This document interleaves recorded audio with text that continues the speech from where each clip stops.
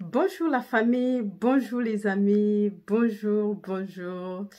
Bienvenue à la chaîne Le Royaume Intérieur. Je suis votre hôte Julie Deka. Aujourd'hui, j'ai le privilège de me présenter en live. Je sais que je l'ai promis il y a quelques semaines, mais dû à certaines, j'ai été empêchée en fait. Donc, oui, mais enfin, vous savez qui se cache derrière les narrations et depuis quelques années.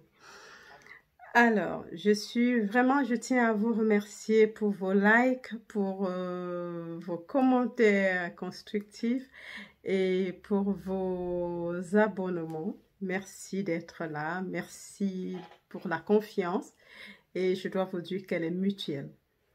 Voilà. Alors, je vais me présenter. Qui suis-je en réalité?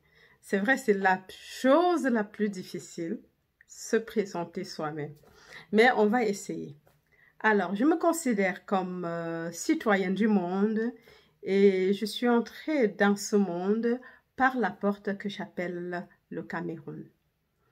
Ayant fait des études secondaires jusqu'en terminale là-bas, j'ai migré en Allemagne pour les études supérieures en 96.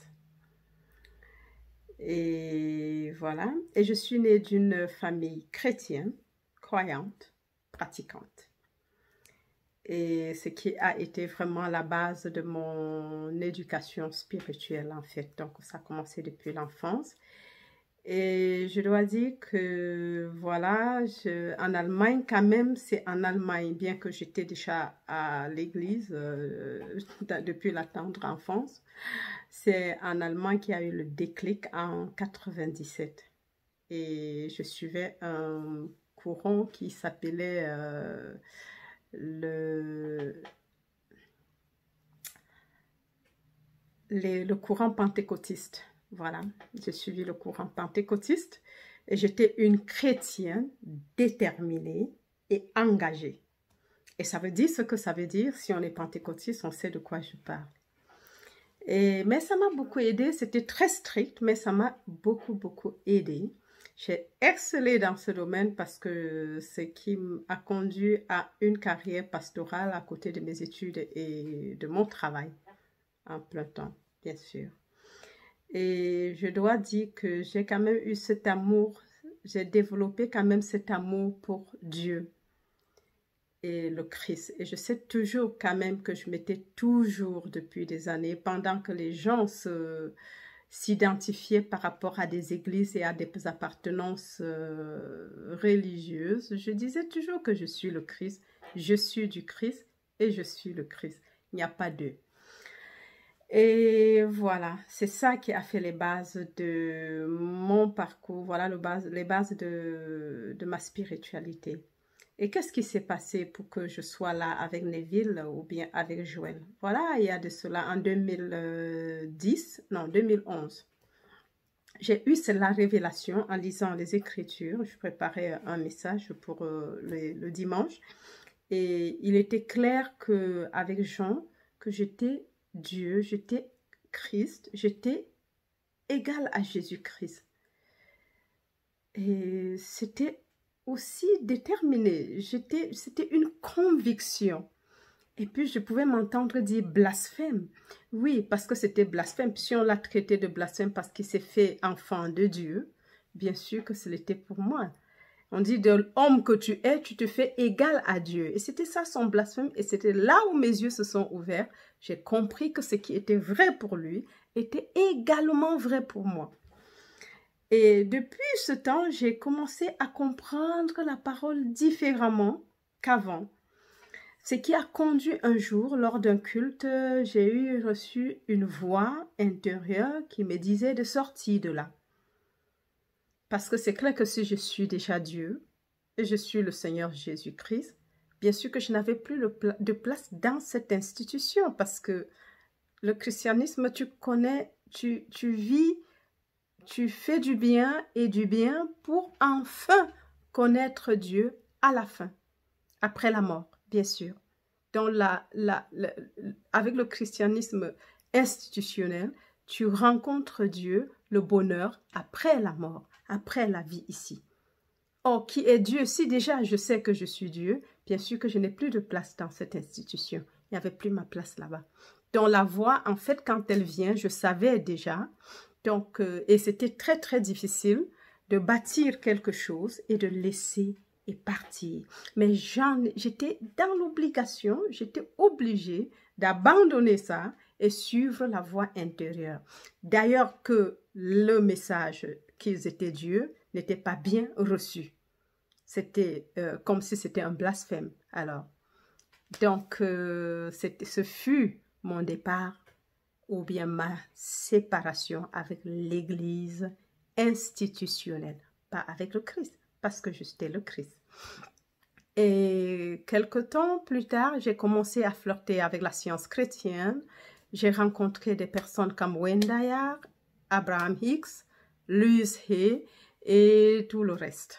C'est eux qui m'ont fait mes débuts dans la spiritualité et ainsi que la métaphysique avec Napoleon Hill et tout le reste. Ah oui, c'était ça le début et à cause de la science chrétienne qui tenait à la guérison spirituelle, j'ai dû rencontrer Joel Goldsmith. Bon, je ne dirais pas qu'il y a un hasard, il n'y a jamais de hasard dans le monde spirituel. Et ma rencontre avec lui fut aussi une détermination et j'avais compris, j'avalais chacun de ses enseignements de la voix infinie. Et ça a fait de moi qui je suis aujourd'hui parce que c'est lui qui pose en fin de compte vraiment les bases solides pour la guérison spirituelle. Ce qui fait qu'aujourd'hui, je me présenterai comme coach et enseignante, comme praticienne et coach de la guérison spirituelle, selon la voie infinie. C'est qu'il y a beaucoup d'autres chemins, mais là, c'est la voie infinie. Alors, qu'est-ce qui s'est passé pour que je vienne à Neville-Goddard? En 2018, pardon, j'ai donc commencé, j'avais déjà commencé la chaîne en 2016.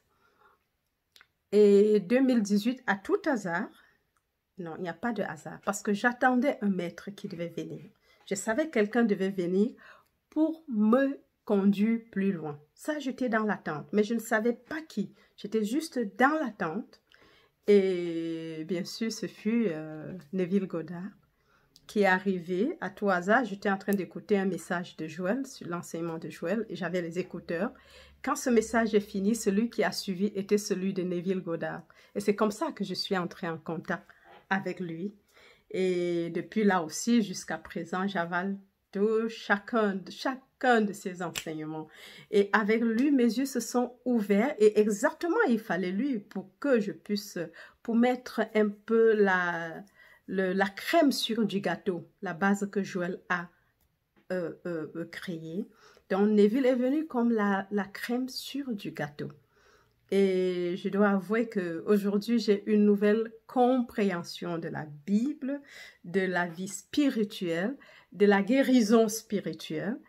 Et oui, c'est fantastique. Je suis vraiment, vraiment, vraiment émerveillée. Ça, c'était sur moi. Alors, quelle est la mission de la chaîne?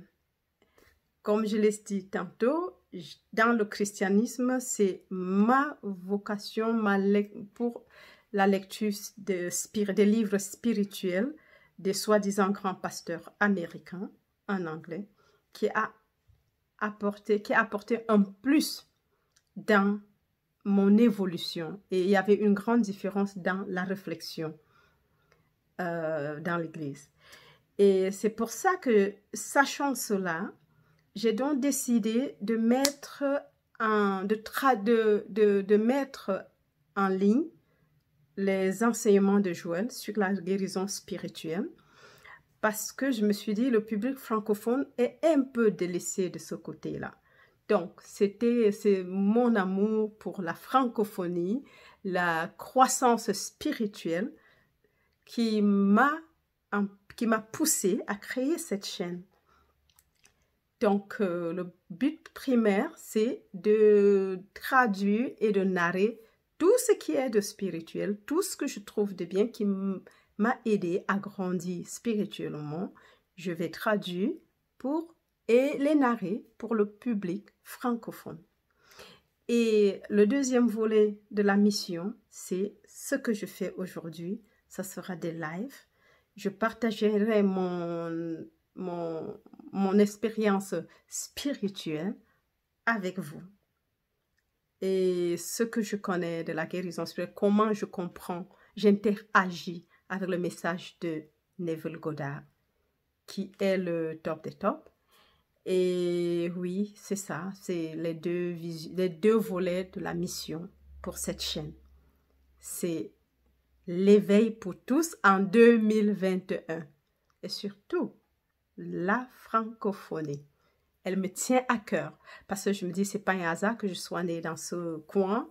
Et justement, si j'ai des messages comme ceux-ci, bien sûr que je pense à tout ce public, à toutes ces personnes qui ne parlent pas anglais pour la plupart, mais qui devraient aussi grandir spirituellement, participer à cet éveil de massive.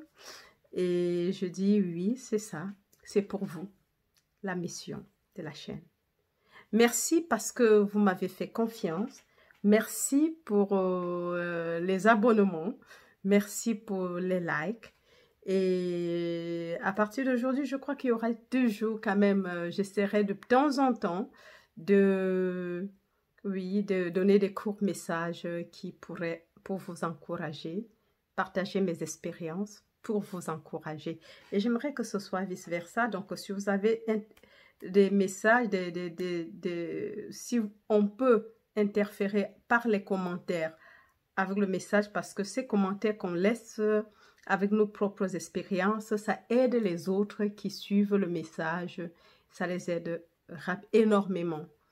Et merci pour m'avoir écouté, merci pour la confiance encore, merci, je vous aime très fort. Et je dirais à la prochaine très bientôt. Ça, c'est promis et je vais le faire. Allez, bye bye.